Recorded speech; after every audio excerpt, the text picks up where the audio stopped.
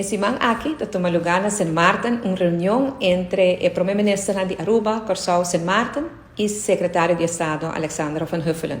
E também a banda aqui trova para nos tratar diferentes pontos da agenda, entre outros, tem o coho, tem o raft, tem o tema de debenan, que nós temos para a Holanda, e o repago de debenan, afkwijtsgelden de debenan, e também tem o tema de democratisch deficit que a Holanda põe na agenda. E tipo de reunião aqui está muito importante e Aruba também lo está representando, me lo vai com algum consejero que lo ajuda a me diferentes áreas, so me que era bom para nos deliberar sobre o tema aqui. Aruba, Corsao e San Martin tá país que tem uma similaridade, mas tem uma diferença também.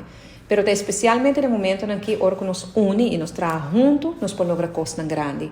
O tema de, por exemplo, o como lo vamos tratar, ou a alternativa que Aruba, Corsao e San Martin a une e traz, essa aqui Holanda também traz seu ponto de vista, e agora nós também como se sale fora.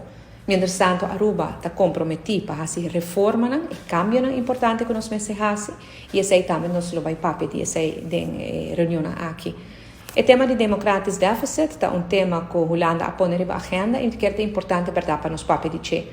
Durante a pandemia nós reparamos que não tem uma democracia real no reino, pero hopi condição agora imponer riba nós e tá bom para palabração para o futuro riba essa aqui. Para Aruba, a geschillenregeling é muito importante.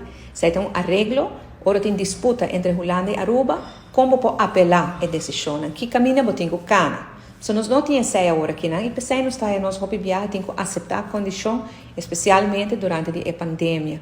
Isso aqui é tema que nosso parlamento também tem hopi interesse para trazer riba de. Nosso parlamento também é o único parlamento na de Corsao e San Martin riba essa aqui. E agora que nós vai por lograr união aqui riba a nível de governo não também. Ano 2023 vai ter ano positivo para Aruba.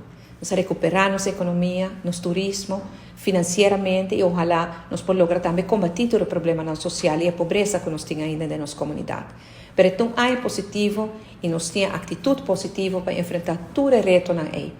Den união e com positivismo, agora que no reino inteiro, nós também podemos lograr coisas grandes para todo o nosso país.